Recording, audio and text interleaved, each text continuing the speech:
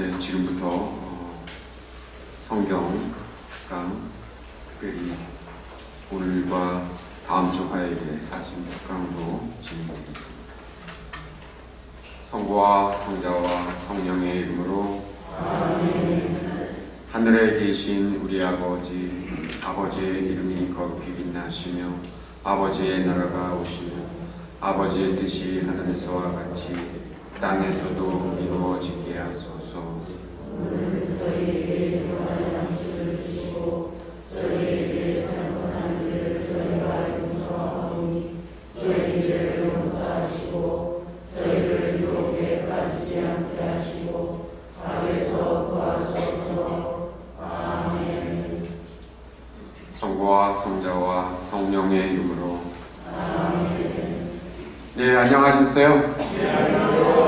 네, 사실 제가 처음 성당에 부임하고서 처음으로 갖는 사순특강입니다. 코로나 때문에 첫 해에는 아무것도 하지 못하고 미사도 아주 소수만 참여하는 성삼일 전례를 지냈고, 작년에는 미사를 거행할 수는 있었지만 미사 이외에 다른 것들은 다 금지됐었기 때문에 이 사순특강을 할 수가 없었습니다. 비로소 작년 대리 때 여러분들에게 대리특강을 했었는데, 그래서 저로서는 이 사순특강이 매우 뜻깊습니다. 왜냐하면 처음 부임하면서 여러분들에게만큼은 사순특강과 대리특강만큼은 아주 최선을 다해서 준비를 해서 드리려고 했는데 이제야 그 기회가 왔습니다. 여러분들이 이 유인물 다 받으셨죠? 네. 글씨가 너무 작아요. 그런데 실제로 이 루카의 순환기만을 하는 제 원고에는 약 한 30페이지가 넘습니다. 그 중에 일부만을 여러분들에게 발췌해서 오늘 말씀드릴 수 있는 한도 내에서 준비한 겁니다. 여러분들도 잘 아시다시피 복음서는 전부 4편이 있습니다. 그런데 복음서 가운데서도 제일 먼저, 가장 먼저 쓰인 부분이 바로 이 순환기입니다. 그런데 이 4편의 순환기가 여러분들이 보시기에는 다 비슷비슷하죠? 그런데 뭔가 차이는 분명히 있습니다. 그래서 교회 전례에서 이 성주간에 왜 이 순환기를 몽땅 부분으로 발췌하지 않고 몽땅, 그것도 요즘에는 아주 간략하게 이렇게 세 분이 나와서 또 군중 여러분들이 참여하는 부분도 있고 좀 극적으로 이 복음서가 선포됩니다. 그래서 실제로 이 순환기는 1년에 2번 통째로 선포되는데, 우선 이번 주, 다음 주에 시작되는 주님 순환 성지주일과 또 성삼일 가운데 하나인 성금요일, 이 2번이 이 순환기가 선포되는데, 이 성지주일에는 마테오, 마르코, 루카 이 차례대로 순환기가 선포되고, 근데 올해가 바로 루카의 순환기가 선포되는 해입니다. 그리고 성금요일에는 어느 해나 막론하고 이 요한 순환기가 선포됩니다. 그런데 이게 여러분들도 느끼시겠지만 비교를 해보시면 이 순환기의 차이가 있습니다.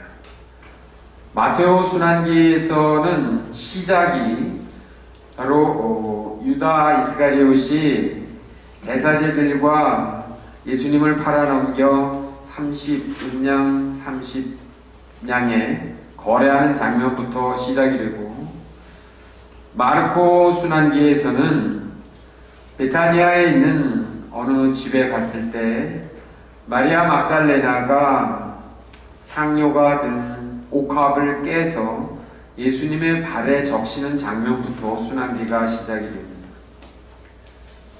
그것은 바로 예수님의 장례를 준비한 거였고, 근데 루카 순환기에서는 여기에 나온 첫 번째 예수님의 파스카라는 제목으로 예수님께서 제자들과 마지막 파스카 만찬을 하시는 장면으로 이 순환기가 시작이 됩니다.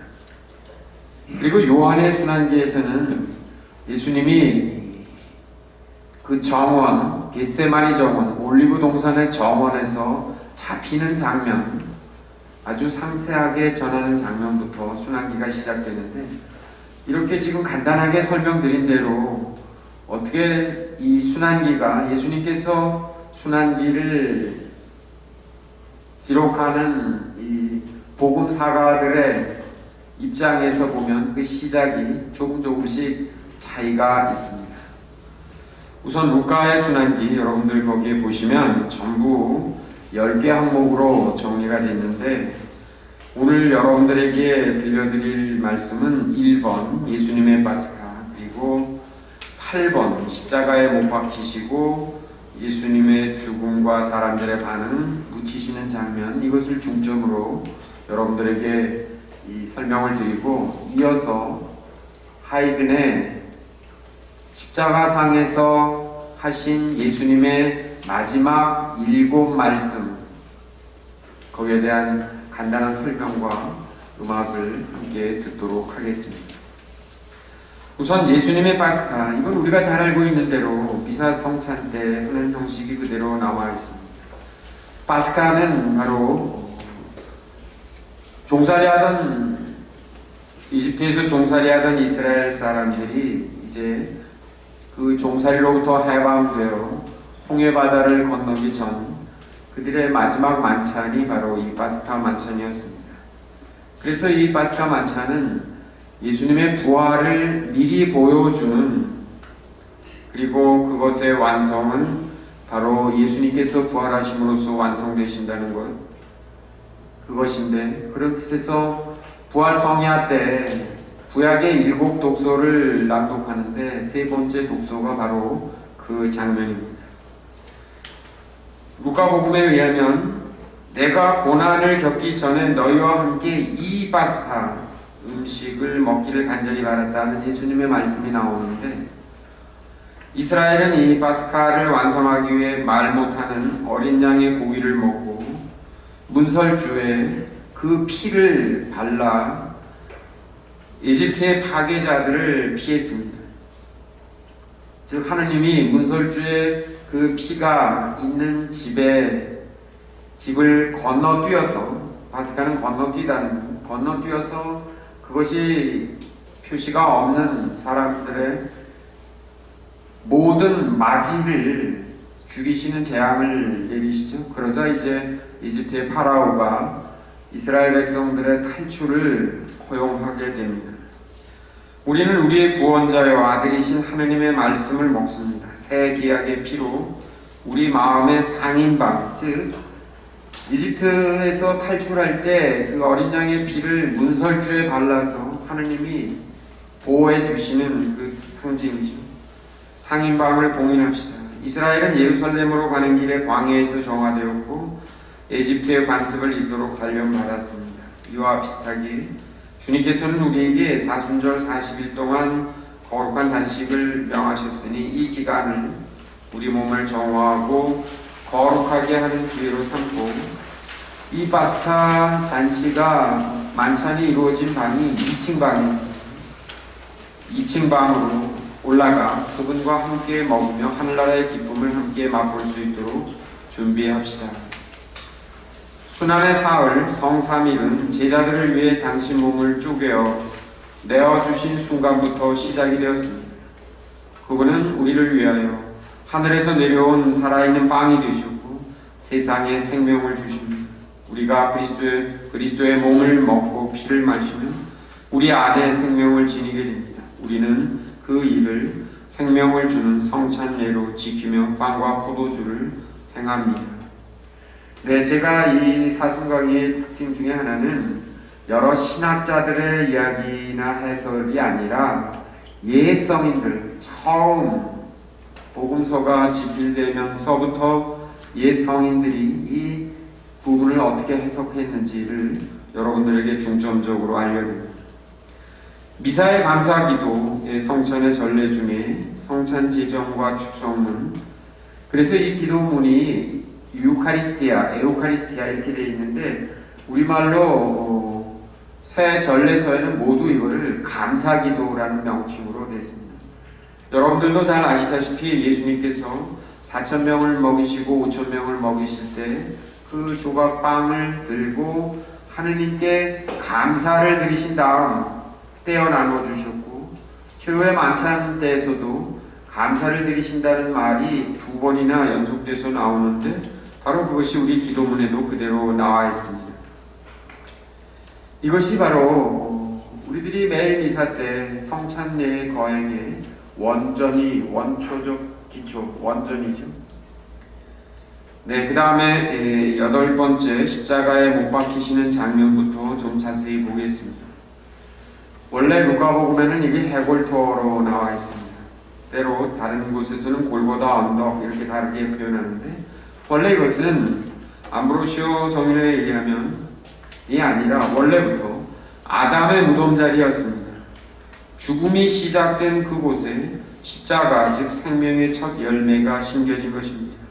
그런데 두 제수와 함께, 이는 그가 무법자들 가운데 하나로 헤어졌기 때문인데 이사야서의 예언이 실현되죠. 그분은 우리를 위해 저주받은 몸이 되셨습니다. 나무에 매달린 사람은 하느님의 저주를 받은 자이기 때문입니다. 그분은 우리에게 떨어진 저주를 치워버리십니다. 그분은 우리를 대신하여 매맞고 그분의 상처로 우리는 나았습니다. 우리의 죄를 친히 지시고 십자나무에 달리십니다. 우리 죄 때문에 아프셨지만 덕분에 우리의 병든 영혼은 치유되었습니다. 그분은 단단한 쇠못으로 십자가에 박히셨지만 온유함을 잃지 않으셨습니다. 시편에 나와 있는 대로 그들의 이빨은 창과 화살, 그들의 혀는 날카로운 칼입니다. 사방에서 유대인들이 당신께 분노하고 욕하고 삿대질하고 십자가에 못 박는데 그분은 여전히 기도하고 계십니다. 그래서 아버지, 저들을 용서해 주십시오. 그분은 인간으로서 기도하셨고 아버지 하느님으로서 그 기도를 들으셨습니다. 지금도 그분은 우리 안에서 우리를 위해 기도하시며 한편으로는 우리의 기도를 들으십니다. 십자가에 달린 것은 분명 육신이었지만 그 안에는 하느님이 계셨습니다. 저들은 자기들이 무슨 일을 하는지 모릅니다. 십자가에 못 박는 것은 저들이 아니라 저들의 무지입니다.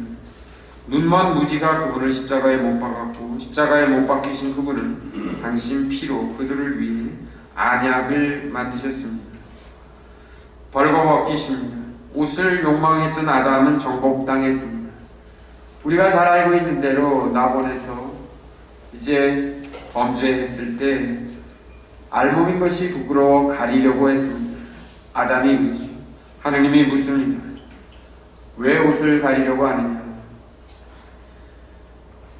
옷을 욕망했던 아담은 이제 정복당했습니다. 옷을 벗은 사람은 이겼습니다. 반대로 예수님은 십자가에 못 박히기 전에 옷을 벗기십니다. 그분은 창조주 하느님께서 주신 본디 모습대로 하늘에 오르셨습니다. 첫사람 아담이 낙원에 살던 때의 모습으로 둘째 아담이 낙원에 들어갔습니다. 그래서 예수님을 두 번째 아담, 낙원을 회복한 두 번째 아담이라고 표현하기도 합니다. 바로 바오로 사도의 표현입니다. 당신 자신뿐 아니라 만민을 위해 세상을 이기신 그분은 팔을 벌려 모든 것을 당신께로 끌어당기셨습니다. 그들은 죽음의 사슬에서 풀어내어 믿음의 멍에를 메우시고 하늘에 있는 이들과 전에 땅에 있던 이들을 하나 되게 하셨습니다. 실제로 십자가는 여러분들에게 이미 설명드린 대로 십자가의 가로선, 이것은 하늘과 땅, 하느님과 인간의 화해, 그리고 세로선, 두 팔이 벌려있는 이 세로선은 바로 옛날 사람과 죽은 사람과 산 사람, 또 멀리 떨어져 있는 사람과 사람들을 한데 모으시는 그런 모습으로 십자가는 그래서 우리 모두에게 중요한 형상입니다. 아우구스티노 성인은 그 당시에도 이미 이제 그리스도를 믿으려고 하는 신자들에게, 믿는 이들에게 이 십자 표시를 하는데 이 표시는 오늘날 세례받는 사람들에게도 똑같이 그려집니다. 여러분은 그리스도인입니다. 여러분은 이마에 그리스도의 십자가를 그리고 다닙니다. 그 표시는 여러분이 무엇을 고백해야 하는지 가르쳐 줍니다. 그대가 이마에 그리고 다니는 그 십자가에 우리 주님께서 달려 계셨습니다.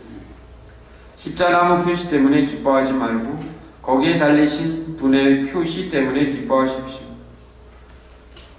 그분은 십자가에 못 박히셨을 때 당신을 조롱하고 욕하는 사람들을 바라보시며 그들을 위해 기도하셨습니다. 그들은 당신을 죽이는데 의사이신 그분은 당신의 피로 병자들을 고쳐주십니다. 그리고 아버지 저들을 용서해 주십시오라 말씀하시며 기도하셨습니다. 이 기도는 헛되지 않았습니다. 형제자매 여러분, 우리는 그리스도교의 예비 신자가 된 이들이 받는 이 십자표에서 이것을 알아들어야 합니다. 우리가 왜 그리스도인인지를 그것을 보고 알아야 한다는 말입니다. 십자가를 앞에 두고 사람들의 그 모습이 네 가지로 표현됩니다. 그래서 여러분들이 복음서를 좀 세밀히 보시면 이런 표현을 볼 수 있습니다. 십자가에 못 박히신 그분을 쳐다보며 사람들은 첫째, 머리를 절레절레 흔들고 입을 삐죽거리고 콧방귀를 뀌었고 조롱 섞인 말을 내뱉습니다. 사도들은 이를 하나도 남기지 않고 기록해 둡니다. 내가 하느님의 아들이라면 십자가에서 내려와 걸어보아라. 하느님께서 살려주시나 두고 보라지. 그러나 십자가의 죄 명패는 임금의 위협을 나타냅니다. 이 명패가 십자가 아랫부분이 아니라 윗부분에 붙은 것은 왕권이 그분의 어깨에 있기 때문입니다. 실제로 로마인들이 십자가 처형을 할 때 그 죄인들의 이름을 발 밑에다 써붙이는데 예수님한테만 머리 위에 써붙입니다. 바로 왕권이 그분의 영원한 권능과 신성이 아니고 무엇이겠습니까? 유다인들의 임금 나자렛 사람 예수. 그래서 여기 영어 철자로는 INRI라고 표현되는데 이것은 예수 유대어로 예수 나자렛 렉스 유대오름 나자렛 사람 예수 유대와 나자렛 사람 예수라는 이름입니다. 이 명패가 십자가 상단에 붙은 것은 적절했습니다. 그리스도의 나라는 그분의 인간적 육신이 아니라 신적 권위에 속한 것이기 때문입니다. 또한 비록 주 예수님께서 십자가에 달려 계시긴 했지만 그 위에서 임금의 위엄으로 빛나셨다는 이유 때문에도 이 명패가 십자가 하단이 아니라 상단에 붙은 것은 지당했습니다. 두 죄수와 함께 십자가에 되는데 한 죄수는 예수님을 조롱합니다. 그는 십자가의 약함에 굴복한 사람입니다. 왜냐하면 하느님의 어리석음이 사람보다 더 지혜롭기 때문입니다. 그분은 모든 사람을 십자가의 약함에 굴복시키셨습니다. 십자가로 팔을 뻗으십시오. 십자가에 못 박히신 주님께서 그대에게 팔을 뻗게 하십시오. 이분은 아무런 잘못도 하지 않으셨다. 선생님의 나라에 들어가실 때 저를 기억해 주십시오. 이것이 아마 루카 순환기에 정말 핵심적인 바로 이 사파, 여러분들이 보신 이 그림의 이 또 다른 편에 못 박힌 강도의 고백입니다.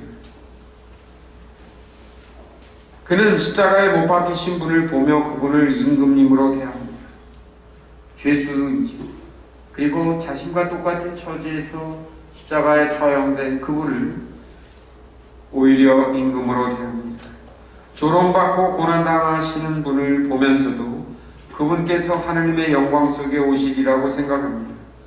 그분은 지금 성난 유대인 군중과 사악한 바리사의 무리 빌라도의 군사들에게 둘러싸여 계시고 모두가 그분을 조롱하고 아무도 주님을 고백하지 않았는데도 그 죄수는 예수님을 임금으로 고백합니다. 제자가 부인한 분을 죄수가 고백합니다. 제자가 누구입니까? 바로 베드로 사도였죠. 나는 저 사람을 일면식도 없다고 3번이나 모른다고 고백한 사람입니다.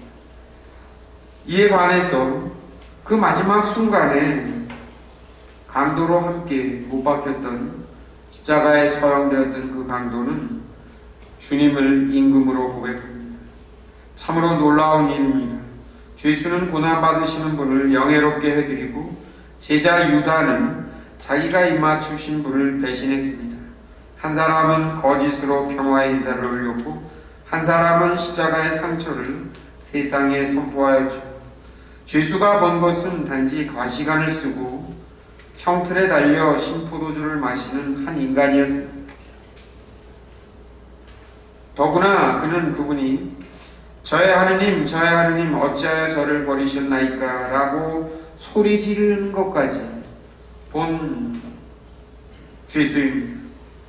그러나 그 죄수는 그리스도의 몸에 난 상처들이 그리스도 자신의 상처가 아니라 자기가 입힌 상처임을 알았습니다.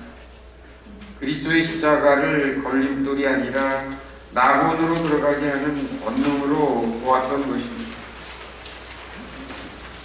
그러자 예수님께서 이렇게 말씀하십니다. 너는 오늘 나와 함께 낙원에 있을 것이다. 사실 여기에 대해서 옛 성인들이 참으로 많은 해설을 해주시는데 저는 이것이 루카복음의 아주 정말 핵심 중에 하나, 순환기에서의 핵심일 뿐만 아니라 우리들에게 희망을 주는 아주 아름다운, 정말 요즘 표현으로 치명적인, 우리들에게 참으로 치명적인 말씀입니다. 어떻게 죄수로 있는 그 강도를 단 한마디 말씀으로 오늘 나와 함께 낙원에 있을 것이다. 이 약속은 인간의 조건을 넘어선 것입니다. 그것은 십자가나무 형틀이 아니라 권능의 옥좌에서 나온 약속이기 때문입니다. 그 높은 곳에서 주님께서 믿음에 대한 상을 내리십니다. 거기서 그분은 우리에게 불리한 조항들을 담은 우리의 빈 문서를 없애주십니다. 그분은 당신 안에서 하느님의 모습과 종의 모습이 나누어져 있지 않기 때문입니다. 그 형벌이 이루어지는 중에도 주님의 불가침한 신성과 고통받는 인성은 그 특성을 유지하며 하나로 일치되어 있습니다. 레오 교황 성인은 아주 이렇게 표현합니다. 낙원에서 악마의 사악함이 효력을 잃었고 겸손이 교만을 정복했습니다. 믿음의 요력은 어찌나 빠른지 하느님의 아들을 믿은 강도는 곧바로 의롭게 되어 낙원에 들어갔습니다.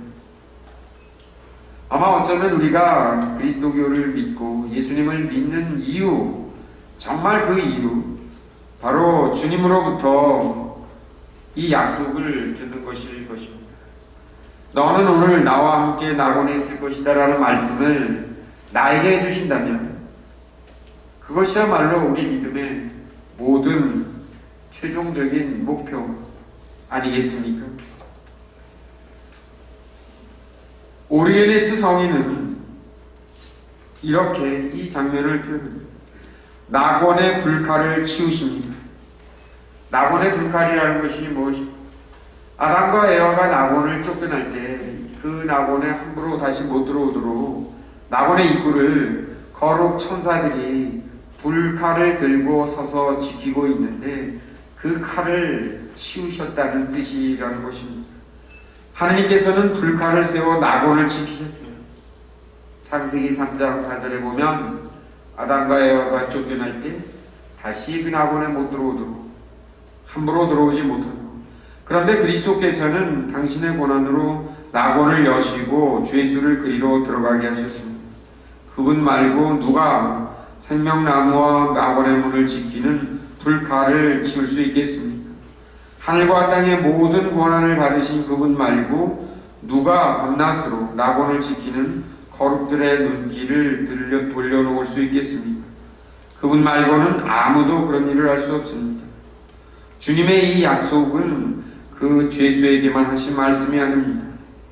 당신께서 몸소 낮은 땅으로 내려오신 이유, 즉 모든 믿는 이들을 위한 말씀임을 알아야 합니다. 즉 우리 자신에게도 하신 말씀입니다. 그래서 이 오리게네스 성인이 말씀하신 이 마지막 절, 낙원의 불칼을 치우면서 우리 모두에게 하신 말씀, 저 강도 같은 짓을 일생 저질렀던 죄수에게도 이런 정말 어마어마한 특전을 허락하시는데 어찌 우리 믿는 이들에게 허락하지 않을 수 있겠습니까? 하는 뜻입니다. 그리스도와 함께 있는 것이 생명이고 그리스도가 계신 곳에 그 나라가 있기 때문입니다. 예로니모 성인은 또 아주 정확한 표현을 하십니다. 그래서 이 낙원으로 들어가는 문의 열쇠는 바로 그리스도의 십자가다. 불칼이 낙원을 안전하게 지키고 있었습니다. 그리스도께서 잠그신 그 문을 아무도 열 수 없었습니다. 그 죄수가 그리스도와 함께 그리로 들어간 첫사람이었습니다. 그의 큰 믿음이 더없이 큰 보상을 거둔 것이죠. 나라에 대한 그의 믿음은 그리스도를 눈으로 본 데서 나온 것이 아닙니다. 그는 그분을 빛나는 영광 속에서 보지도 않았고 그분께서 하늘에서 내려오시는 것을 보지도 않았습니다. 그분께 시중드는 천사들을 보지도 않았습니다. 사실 그는 자유롭게 걸으시는 그리스도를 본 적도 없었습니다. 그가 본 것은 가시관을 쓰고 형틀에 달려 신포도주를 입술에 적시는 한 인간 그리스도였습니다. 그는 그분께서 십자가에 매달려 헐떡이며 저의 하느님, 저의 하느님, 어찌하여 저를 버리셨습니까? 라고 소리 지르는 것까지 본 사람이었습니다. 그리스도의 십자가가 그 문을 열었습니다. 그분께서 이렇게 말씀하지 않으셨던 거예요. 하늘나라는 폭행을 당하고 있다. 폭력을 쓰는 자들이 하늘나라를 빼앗으려고 한다. 낙원과 십자가 사이에는 아무것도 없습니다. 어찌 보면 십자가에서 이 남은 강도와 그리스도의 대화는 사실 이 아주 짧지만 루카복음 전체를 관통하는 핵심이고 우리 모두에게 희망을 주시는 말씀이기도 합니다. 에프레임이라는 분이 낙원에 대한 찬가를 주셨습니다. 여기에 전부 세 단락이 있는데 낙원으로 돌아오게 된 아담, 바로 그리스도시죠. 낙원에 있는 아담의 자리로 가는 죄수, 그리고 죄인들에게 위안을 가져다준 강도, 이렇게 세 단락의 시가 아름다운 찬미가가 있습니다. 여러분들이 두고두고 집에 두고 음미하시고 느끼셔도 좋을 만한 찬가입니다. 또 프루덴시우스의 찬가에도 인류가 다시 낙원에 들어갈 수 있게 되었다라는 말씀으로 이 찬가를 바치게 됩니다. 여러분들에게 소개해드리니만큼 한 번쯤 이번 성주간에 깊이 음미하시면 좋겠습니다. 아홉 번째, 예수님의 죽음과 사람들의 반응. 온 창조계가 주님의 고통을 함께 했으며 슬퍼하였습니다. 그분께서 십자가에 못 박히시자 해는 그분을 보지 않으려는 듯 제 얼굴을 가렸죠. 주님과 함께 죽고자 제 빛을 거둔 것입니다. 그렇게 3시간 동안 어둠이 계속되었습니다. 실제로 복음서마다 조금 차이는 있습니다. 오늘의 시간으로 12시부터 3시 이렇게 쓰여있는 복음이 많지만 또 어떤 복음에는 오전 9시부터 12시 이렇게 쓰여있는 복음도 있습니다. 그러나 그런 차이는 해석의 차이에 따른 것이라고 이 성인들은 그 이유를 아주 상세히 설명하는데, 하여튼 3시간이었습니다. 그런 뒤 해가 다시 빛나며 주님께서 사흘날에 저승에서 돌아오시리라고 선포했죠. 그날 거기서 벌어지는 죽음의 사건을 슬퍼하듯이 산들이 흔들리고 무덤이 열리고 성전 휘장이 찢겨졌습니다. 세상의 기둥들이 흔들린 것은 당연합니다. 성전의 낡은 휘장은 교회가 믿음의 새 휘장을 치도록 낡은 휘장이 찢겨졌습니다. 이제 우리가 너울 거친 마음의 눈으로 종교의 내적 신비를 보도록 회당의 휘장이 거쳤습니다. 이방인 백인대장마저도 자기가 십자가에 못 박은 분이 하느님의 아들이며 의로운 분이셨다고 고백합니다. 실제로 백인대장이 또 한 번 등장합니다. 처음에 등장했을 때는 자기의 종이 죽을 병에 걸렸을 때, 죽었다고 판단했을 때 예수님을 찾아가 살려달라고, 그래서 예수님이 집으로 가겠다고 하시자 백인대장의 고백 한 말씀만 하시면, 꼭 제 집에 안 오셔도 한 말씀만 하시면 제 딸이 나을 것입니다라는 이런 확실한 믿음을 보였던 백인대장, 또 다른 백인대장이 바로 십자가 아래에서 예수님의 죽음을 목격하며 이렇게 고백합니다. 이분은 정말 하나님의 아들이며 의로운 분이셨다고 고백한 것이죠. 아들이 벌거벗은 몸으로 나무에 매달려 있는 것을 보시고 성령께서 몸을 일으켜 휘장을 2갈래로 찢으셨을 것입니다. 성령께서는 당신께서 성전에서 나오셨음을 알리기 위해 무덤에서 나온 의인들을 증인으로 부르셨습니다. 우리는 손가락을 자르면 병든 몸이 나을 수 있다고 해도 기꺼이 손가락을 자르려 하지 않습니다. 그러나 하느님께서는 당신 아들의 죽음으로 인류를 구원할 수 있음을 아시고 그 일에서 고개를 돌리지 않으셨습니다. 아버지, 제 영을 아버지 손에 맡깁니다. 이 말씀을 하시고 숨을 거두십니다. 주님께서 당신 영을 거두셨다는 표현은 옳습니다.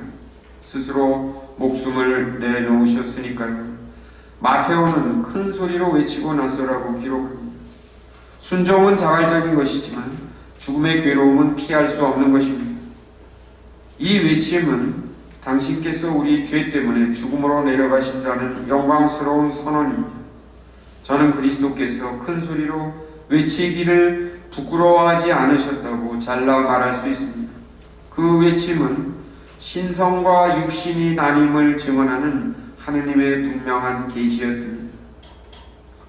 실제로 하이드는 예수님의 십자가상에서 하신 이 말씀,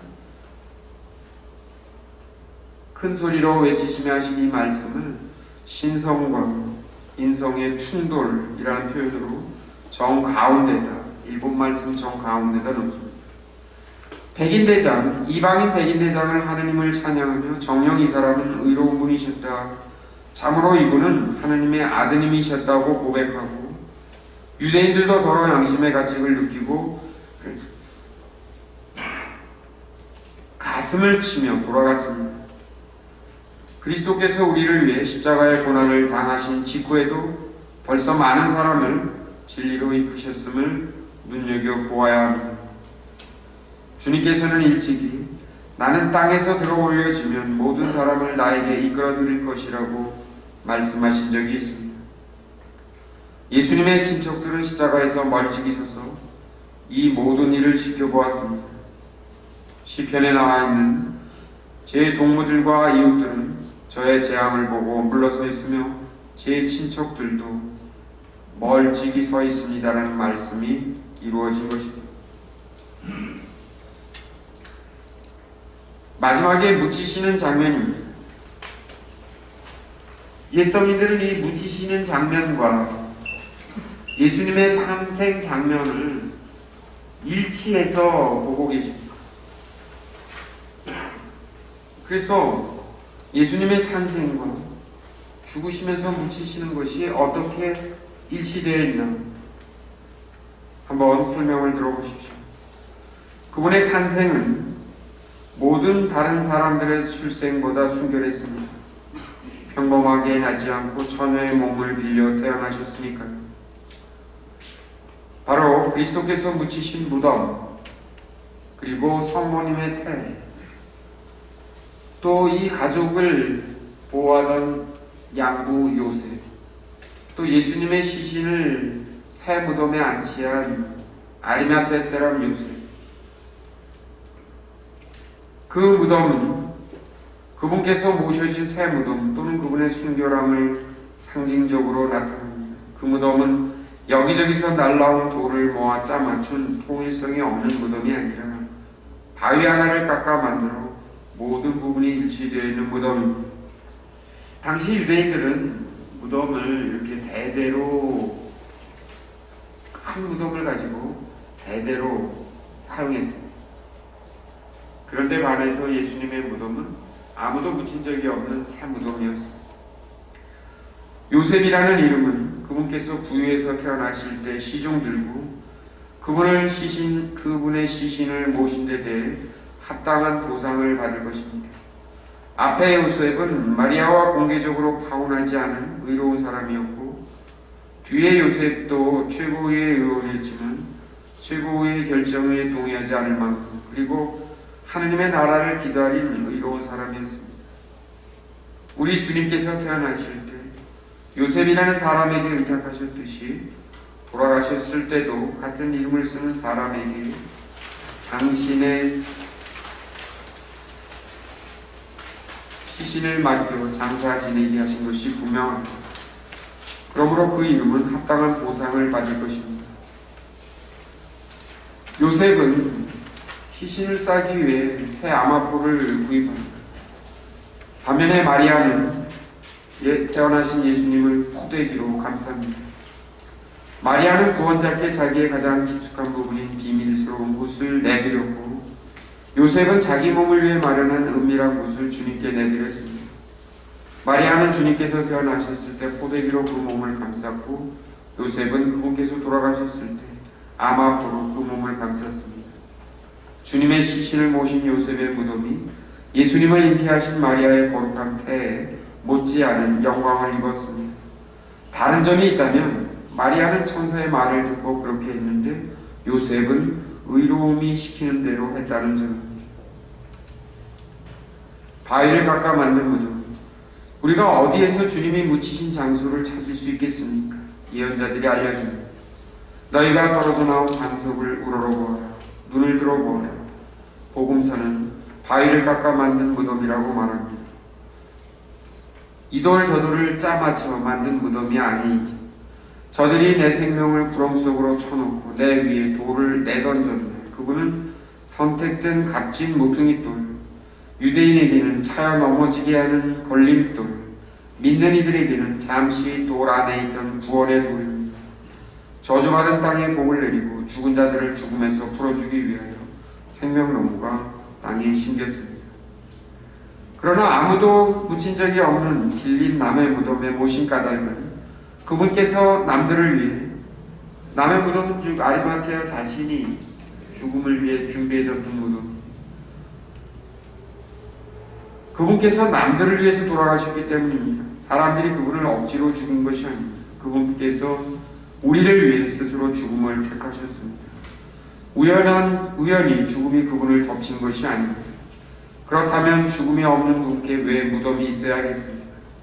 거처가 하늘에 있는 분께서 왜 땅에 장지를 두셔야 하느냐는 말입니다. 그분은 단지 사흘 동안, 그것도 무덤에 시신으로 누워 계셨다기보다 침상에 누워 잠자는 사람처럼 쉬셨을 뿐입니다. 실제로 예수님은 죽은 사람을 살리시면서 이렇게 말씀하십니다. 죽은 것이 아니라 잠자는 것이다.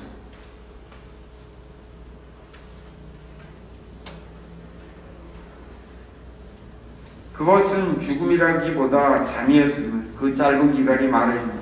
무덤은 죽음의 거처입니다.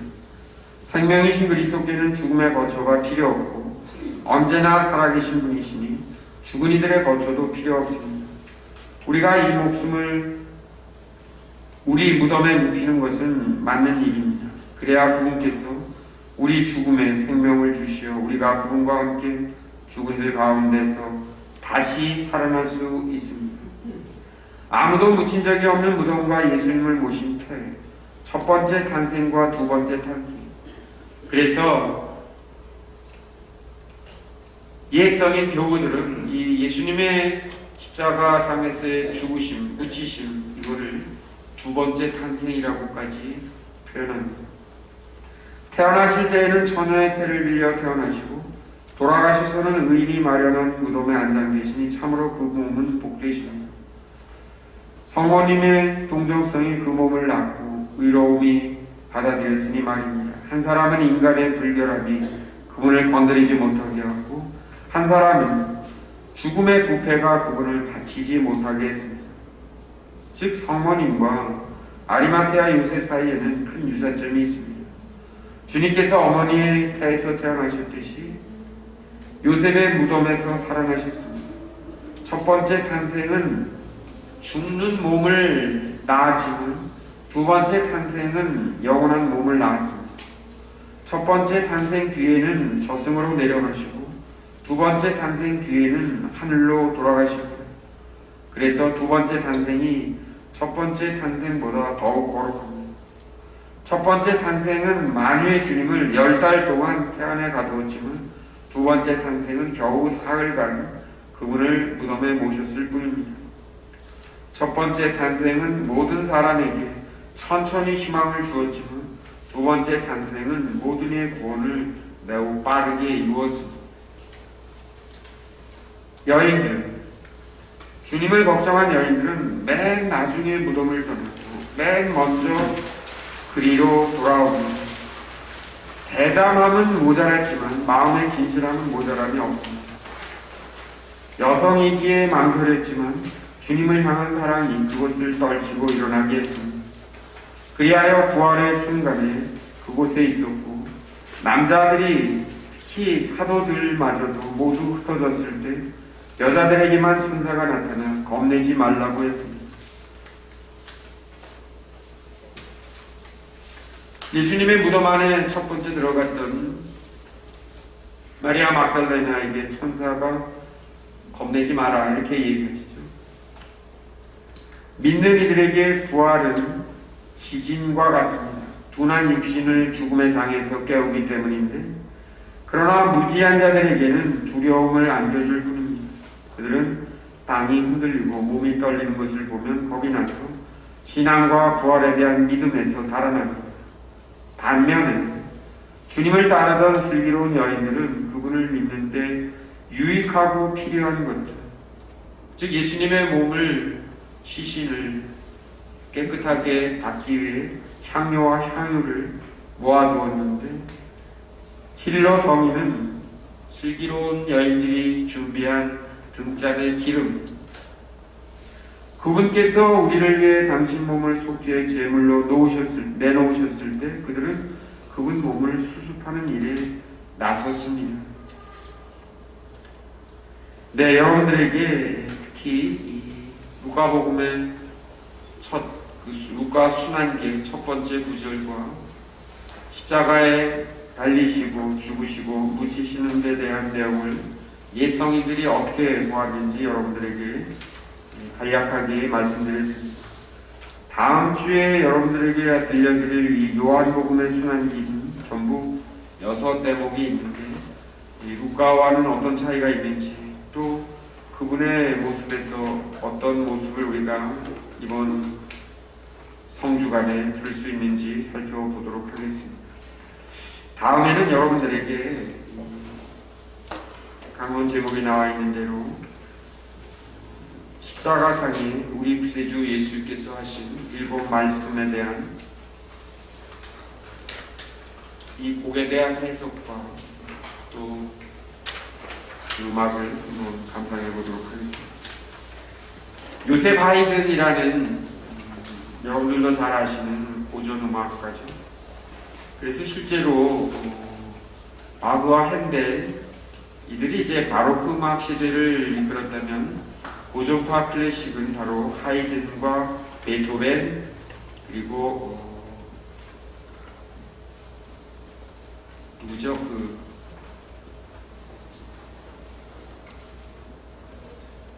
모차르트. 이렇게 세 사람을 고전음악의 대가들이라고 합니다. 근데 모차르트의 아버지가 자기 아들을 맡아서 교육해 주기를 간절히 바랐던 사람, 그 사람이 바로 하이든입니다. 하이든은 매우 신앙이 신실한 사람이었고 실제로 음악을 작곡하거나 작곡할 때 반드시 기도하고 묵상하는 그런 습관이 있었다고 알려져 있을 만큼 아주 신심이 깊으셨던 분이었는데 1785년 스페인의 가디스 주교자 성당의 그 전례위원들이 하이든에게 작곡을 의뢰합니다. 무슨 작곡이냐면 성금요일 전례를 위해서. 그런데 그 성금요일 그 전례를 위해서 그래서 그가 처음으로 완성한 것은 현악사중주, 그리고 두 번째로 완성한 것은 오케스트라, 그리고 세 번째는 이 오케스트라와 합창곡을 연결한 이렇게 세 버전으로 이 십자가상에 우리 구세주 예수 그리스도께서 하신 마지막 7말씀이라는 제목으로 작곡을 합니다. 하이든 자신이 표현한 그 진술한 표현에 의하면 매년 돌아오는 사순절, 특히 성금요일의 전례를 염두에 두고 의뢰를 받고 작곡을 하는데 성금요일 전례의 배경을 보면 오늘날 성금요일은 유일하게 미사가 없는 날이죠. 그래서 십자가 전례를 하는 날인데 이때 예수님께서 돌아가셨으리라고 추정되는 시간 3시간 동안 이 전례를 거행합니다. 그래서 낮인데도 불구하고 모든 창문을 검은 천으로 가리고 딱 유일하게 불은 천정에서 내린 성체등, 유럽의 대성당에 가보시면 성체등이 천정에서부터 쭉 내려와서 정 가운데 이렇게 빨간 성체등이 있습니다.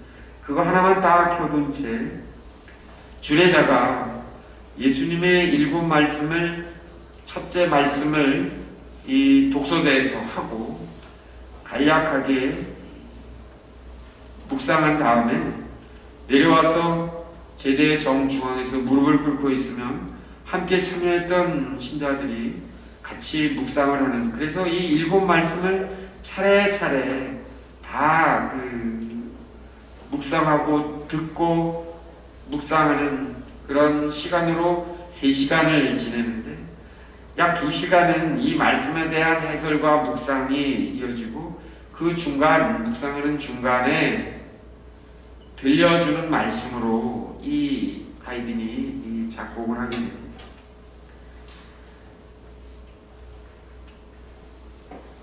그래서 예수님이 십자가에 못 박히신 이후 숨을 거두실 때까지 성서는 대략 3시간 정도 시간이라고 하는데 그래서 전례도 그 시간에 맞춰서 12시부터 3시, 그러니까 한 대낮에 모든 성당 안에 모든 빛을 다 가리고 오직 성세등 하나만 켜둔 채 이 십자가상에서 하신 7말씀을 아주 심도 있게 깊이 있게 묵상을 했습니다.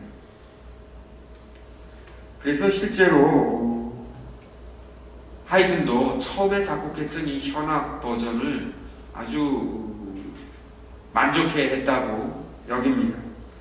그런데 그때 이 십자가상의 7말씀이 각 복음서에 다 나오는 것이지만 이 순서가 우리들에게 아주 중요한 가르침을 줍니다. 그래서 하이든도 여기에 맞춰서 이것을 작곡을 하는데 이 첫 번째 3말씀은 하느님의 아들로서의 그리스도, 즉 신성을 지니신 예수님께서 십자가상에서 하신 말씀, 그리고 4번째 말씀은 신성과 인성이 강렬하게 충돌하는 장면, 그리고 5번째, 6번째, 7말씀은 우리와 똑같은 인성을 지닌 하느님이 하시는 말씀, 이렇게 아주 세밀하게 신학적으로도 의미 있는 말씀으로 이 말씀들을 대열합니다. 그래서 전부 이게 10곡입니다. 10곡인데 그 중에 세 곡은 첫째는 입문, 그리고 마지막에 에필로그, 그리고 중간에 인트로덕션, 이렇게 해서 세 곡이 첨가되면서 7말씀과 함께 전부 10말씀이 있는데, 여러분들에게 각각의 말씀 하나하나를 간단하게 먼저 설명드리고, 오늘 누가복음의 주제라고도 알려진 누가 순환기의 아주 핵심이라고 얘기한 강도에게 약속하신 오늘 너는 나와 함께 낙원에 있을 것이라는 말씀곡을 한번 함께 들어보겠습니다. 그래서 그때 당시 첫 번째 십자가상의 말씀으로는 아버지 저들을 용서하소서, 저들은 자기들이 무슨 일을 하는지 모릅니다라는 이 말씀을 누가복음 23장 33절 34절인데, 해골살이라는 곳에 이르러 예수님과 함께 두 죄수도 십자가에 못 박았다. 그때 예수님께서 말씀하셨다. 아버지 저들을 용서하소서, 저들은 자기들이 무슨 일을 하는지 모릅니다.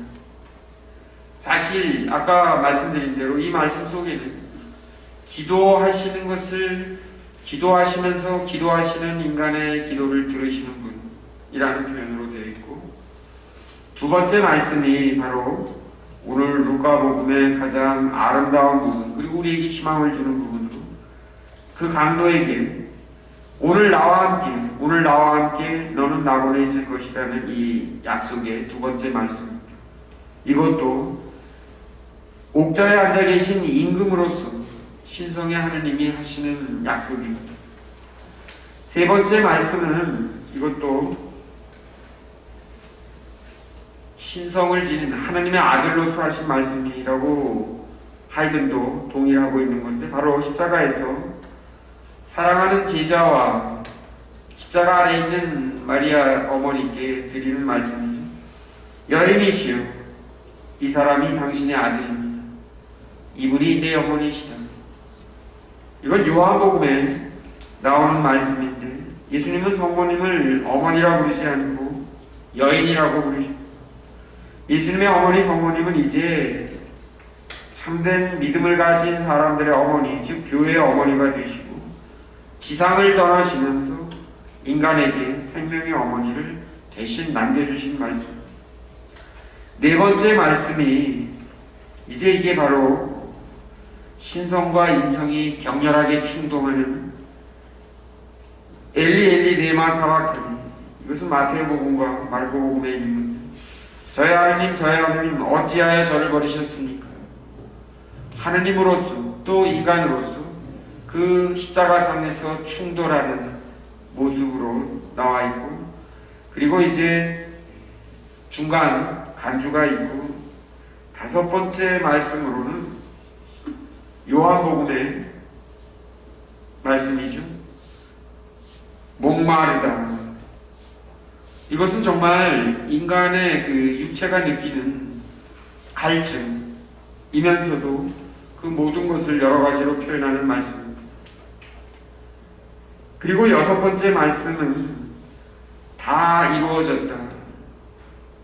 이제 인간으로 이 세상에 오신 그 구세주의 원래 목표, 하나님께서 당신의 아들을 보내셔서 죄에 빠진 인간, 죽음의 인간을 다시 생명으로 되살리신 그 모든 일을 다 이루었다는 말씀입니다. 그리고 여기에 이제 합창 가사도 나오는데, 그리고 마지막 일곱 번째 말씀이 이제 12시쯤 되자 마지막 숨을 거두시기 직전의 말씀입니다. 주님, 당신 손에 제 영혼을 맡깁니다. 이 말씀을 마치시고 숨을 거두셨는데, 루카복음의 이 말씀을 하이드는 마지막 최후의 말씀으로 선택합니다. 이 말씀 중에는 고통스러운 인간의 모습을 탈피하여 구세주로서의 품격을 되찾으시는 예수님을 아마 하이드는 보았을 것 같습니다. 백인대장의 고백과 군중들이 가슴을 치는 모습에서도 구세주의 참된 완전한 모습이 드러났다고 해석한 것 같습니다. 그리고 마지막 종곡은 이제 제목이 지진입니다. 지진. 어둠이 온 땅에 덮여 마지막 7번째 말씀과 같이 연이어서 연주되는데 강렬한 지진의 모습이 아주 빠르고 거세게 연주됩니다. 인간의 엄청난 죄가 강렬한 지진으로 온통 뒤집혀 엎어지는 모습이라고 할 수 있습니다. 인류의 모든 죄가 산산이 부서지는 광경을 보는 듯한 모습인데, 이게 좀 다 들으시기에는 1시간이 넘기 때문에 여러분들에게 오늘 특별히 이 2번째 말씀, 강도에게 하신 약속, 오늘 나와 함께 너는 낙원에 있을 것이라는 이 말씀을 함께 감상해 보도록 하겠습니다.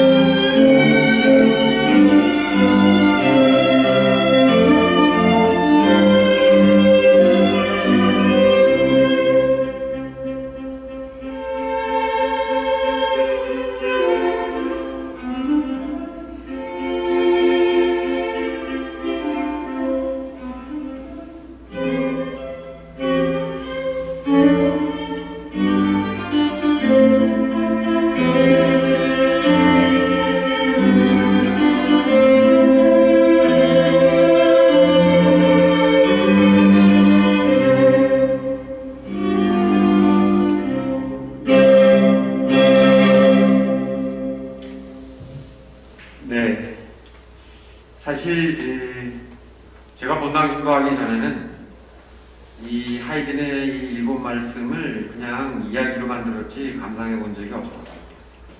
그런데 우연히 어떤 우리 성가대 단원이 이거를 갖다 주면서 한번 이 곡을 현악으로 연주를 하겠다 해서 허락을 했고, 그걸 이제 저보고 해설을 해달라고 해서 자세히 살펴볼 기회가 있었습니다. 그런데 의외로 정말 이분이 하이든이 참으로 신앙인다운 신앙인이었구나, 그리고 성경을 해석하는 데 있어서도 아주 깊이가 있었구나 하는 걸 느끼게 되었고, 또 그걸 이렇게 인터넷에 찾아보니까 도대체 성당에서는 이 전곡을 합창으로 연주하는 데가 없었어요. 그리고 반대로 교회에서는 엄청 여러 교회가 이 전곡을 합창으로 했다는 게 이렇게 인터넷에 뜨더라고요. 그래서 제가 성가대에 제안을 했습니다. 우리가 이거를 한꺼번에 다 하면 너무 힘드니까 매년 사순절마다 2곡씩 연습을 열심히 하자. 그래서 제가 떠나던 해에 전곡을 다 합창 버전으로 연주를 하면서 사순음악회를 했던 기억이 납니다. 그래서 이제 사실은 이 사순식이 부활과 관련된 가장 합당한 노래는 우리가 여러 번 이미 제가 여러분들에게 들려드렸던 핸델의 할렐루야입니다. 그 할렐루야 52곡 전체에서 차지하는 비중도 바로 부활의 초점이 맞춰져 있는 곡이 할렐루야인데, 할렐루야는 어떤지 자꾸 성탄 때만 찾게 되고 이미 여러분들도 여러 번 들려드렸기 때문에 한번 기회가 있으시면 할렐루야를 들어보시면 묵시록에 나온 부활의 영상을 잘 드러낸 곡이기도 하지만 이 하이든의 십자가성에서 하신 일곱 말씀도 조금 지루하게 느껴질지 모르지만 이 의미를 조금씩 생각하면서 들으시면 오늘 이 들으신 이 곡에서도 여러 번 반복되는 주제 가락이 바로 호디의 맺고, 즉 오늘 나와 함께, 이것이 반복됩니다. 나와 함께 낙원에 있을 것이다 라는 이 말씀이 아주 고스란히 녹아있는 가락이기도 합니다. 네, 하이든은 이 밖에도 7일간의 천지창조, 또 아주 오라토리오로서는 훌륭한 그 곡을 남겼고, 뭐 그렇게 자세하게 제가 이 음악가를 설명하는 시간은 아니지만 아무튼 이 십자가상의 일곱 말씀을 한번 생각해 보시면서 이번 성지주일 주간 주일을 잘 뜻깊게 의미있게 지내보시기 바랍니다. 다음 주에는 이 요한복음의 순환기, 즉 성금요일 전례에서 우리가 듣는 순환기와 이제 우리들이 자주 바치는 기도, 십자가의 길 기도를 함께 살펴보도록 하겠습니다. 마침 기도 함께 마치겠습니다. 성부와 성자와 성령의 이름으로 아멘. 은총이 가득하신 마리아님 기뻐하소서. 주님께서 함께 계시니 여인 중에 복되시며 태중의 아들 예수님 또한 복되시나이다. 천주의 성모 마리아님 이제와 저희 죽을 때 저희 죄를 위하여 빌어주소서. 아멘. 성부와 성자와 성령의 이름으로 아멘. 네, 수고하셨습니다.